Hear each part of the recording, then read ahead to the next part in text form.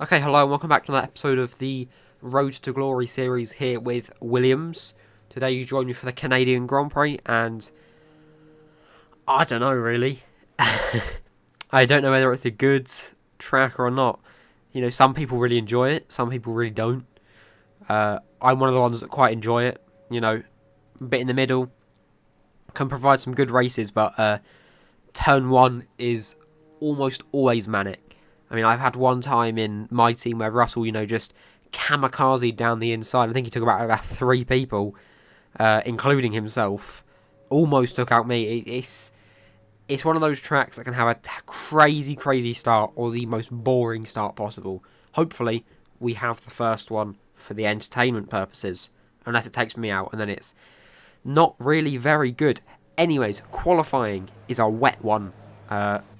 You often see quite a lot of rain here. I don't think there's going to be rain for the race, which we are very lucky about. But rain for qualifying, which is good, because I can set pretty decent laps in the wet, to be honest. So maybe even, you know, getting up in that like top 10 region, which would be nice. Coming through the wall of champions here, right left, just absolutely flying through it as best as possible. And we go across the line P6. That should drop down to about P12 in the end of things. So we'll see how that goes. Nice and dry for the race, though. We're back once again beside the St. Lawrence River here in Montreal for the Canadian Grand Prix. The event first moved to a variant of this track back in 1978. It was won by none other than Gilles Villeneuve, the first Canadian to ever win his home race, and in whose honour the circuit would be renamed. We'll be seeing top speeds of around 210 miles an hour here at the circuit Gilles Villeneuve, with around 2/3 of the lap taken at full throttle. High-speed chicanes spell potential danger, especially at the infamous Wall of Champions. And watch out for overtaking into the hairpin and the final chicane. Anthony Davidson joins me once again in the commentary box, and it's fantastic to have you with us here today. But I'm curious, as a man with experience out on the track, how do you stop those pre-race nerves from becoming overwhelming when you're lining up on the grid? But from the moment qualifying's over, you start to feel the adrenaline in your body build up and the buzz in your stomach as you anticipate the run down into turn 1. It's all a bit like going into battle, and the unknown situation makes you nervous. Those pre-race nerves are a good thing. The day you don't have them means that you don't care anymore. And of course, you have to make sure that all the procedures are second nature to you, so that they're not taking up too much of your capacity. Off the back of a fantastic qualifying session, it's time to see how our starting grid looks for today's race. Lando Norris will lead us away from pole position, and it's Fernando Alonso alongside. As we continue through the rest of the grid today, we have Perez, Verstappen, Lewis Hamilton, and Leclerc, Bottas, Sainz, Gasly and Reed, Ocon, Aitken, Yuki Tsunoda and Stroll, Mazepin, Joe, Antonio Giovinazzi and George Russell, Latifi and Mick Schumacher. And with preparations almost complete, let's head down to the track. Now that we've got some points on the board, let's continue this form and aim for another top 10 finish. Well, I was wrong. I thought we'd start around about P12, P13, but we are actually in P10. I think there was one engine penalty, so that's why we're probably up in P10. But luckily for us, qualifying rules where you have to start on the tyres you qualify on if you're in the top 10 don't apply if you're on the inters or wets for one of them. So luckily, you know, we don't have to start on the inters, because that would not be good at all. But I think we just get into it, you know. I'm raring to go. If we get a good start, you know, could move up to like P8 before turn like 2 or 3. We'll have to see how it goes. But I think we should just get going to the 5 red lights here in Canada, here in Montreal. We are underway for the Canadian Grand Prix. We get an all-right start, a little bit slippery here. Ocon to our left. Tsunoda now to our left. He pushes into us, jumps ahead, rams himself into Bottas.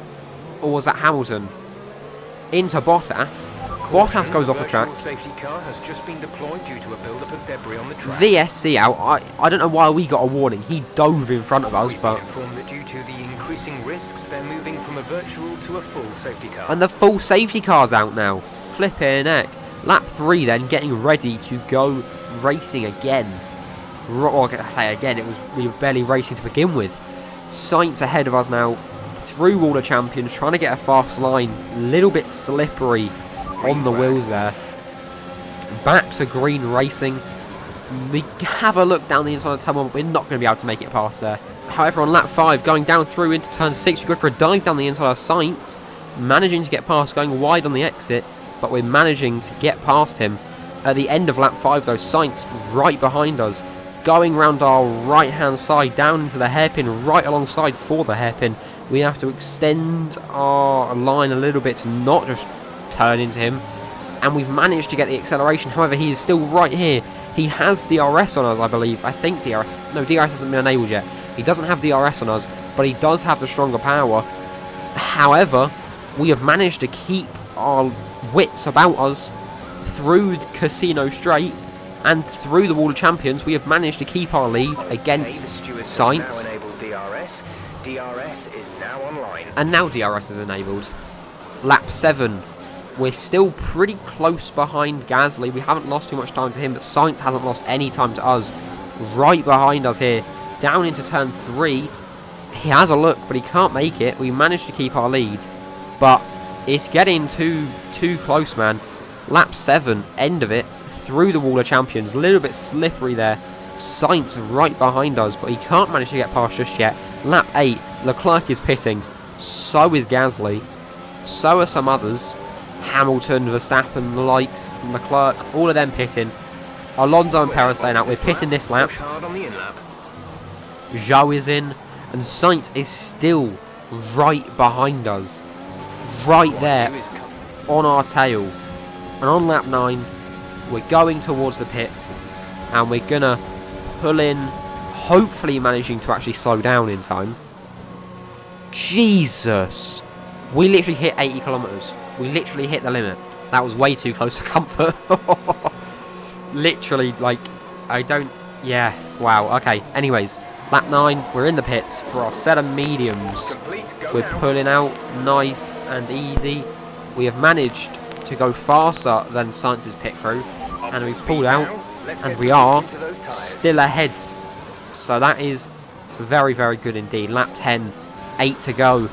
Lap 11, behind Gasly through the section of 6 and 7, onto the straight, down towards turn 8, DRS on Gasly, and he has DRS on Tsunoda, who I believe has DRS on Ocon. We go for a dive down the inside, managing to get past, going off track a little bit, but that's not really a big deal. Tsunoda now ahead of us, right, got DRS on him, down the Casino Straight, into the Wall of Champions, turn 12 and turn 13. Probably one of the least amount of turns of an F1 circuit. Russell pits. It was Russell, not Ocon, my bad. We take damage, but we're going to be right alongside Tsunoda, down into turn 1, right alongside, DRS on him. We've managed to get past and cut our way back across just enough to get P8 from him. And on lap 14, Sainz takes P8 from Gasly, drifting round turn 8 and 9. Sainz right alongside us, goes round our left, into the hairpin. We go around the outside. He locks up. He hits into the back of us a little bit. We go very, very wide. He hits into us again, and we get a warning, but we've managed to keep the lead. However, into Wall of Champions, he's taken the lead. We go to try and look to see if we can get a good exit on the Wall of Champions. ERS deployed. He has DRS. We have the slipstream.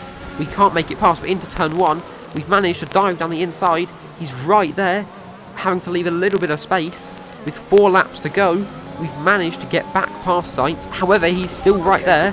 Great pass. Shut up, Jeff. But we've managed to keep the lead. Lap 17, Sainz still very close behind us. Down the Casino Straight, we have to try and keep the lead from him. 7th place is a good amount of points. Obviously, we're not looking for a championship win this season. It's not going to happen. There's 3 but laps of fuel remaining. Who knows? Lap 18, out of lap 18, down into the hairpin. Sainz right alongside us, right behind us, sorry. Goes around the right-hand side, down the inside of the hairpin. getting his wheels involved. We managed to keep the lead. However, he's going to have DRS. Fernando Alonso, your race winner. But more importantly, we are still racing. Sainz right behind us. He hits into the back of us. He pushes us forward. Loses a bit of his front wing.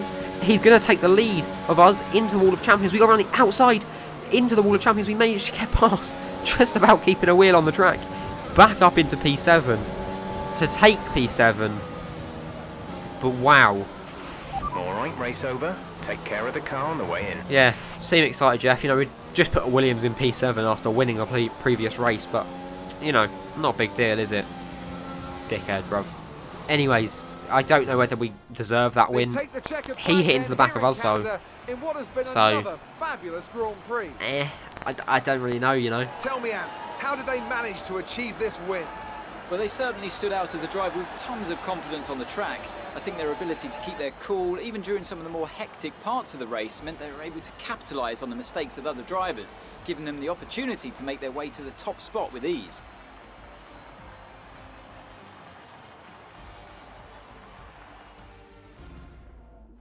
And look at that, they're making their way out onto the podium now. Great race from the McLaren team, and I'm really happy to see them there on the top step of the podium.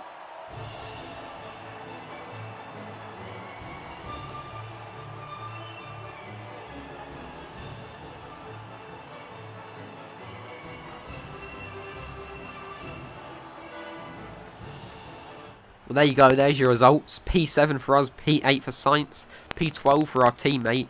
Alonso takes the win and the lead of the championship. Norris takes P2 and loses his championship lead, which I think he had. So, pretty interesting race, you know. We've had quite a lot of battles with those AlphaTauris and Sainz. And luckily, we've managed to gain 6 points, which obviously isn't too much, but we're not looking for a championship. We're just looking to be, you know, hopefully within that top 10, because we do have a competitive car. We have the 5th best car. So to the people that are saying that I have low AI, I'm looking at you. I don't. I have a good car. It's 3 seasons in. I took a season off, because I'm not going to lie, I thought people were going to say Haas, so I selected Haas prematurely, which is my bad. So I just skipped that season by doing simulations. So that's why there's been quite a lot of driver changes, you know. Vettel retired in Season 2 after going to McLaren. Russell taking his place. Yeah, a lot happened. Ricciardo went to Williams, and then he retired as well. Yeah, I kind of wish I had it, but luckily, it was Hamilton that won the championship, so, you know, no difference there. It wasn't like, you know, Sebastian Vettel wins his 5th championship or anything. Anyways, thank you for watching this one. I hope you enjoyed it, and I hope to see you next time for the next episode. See you then.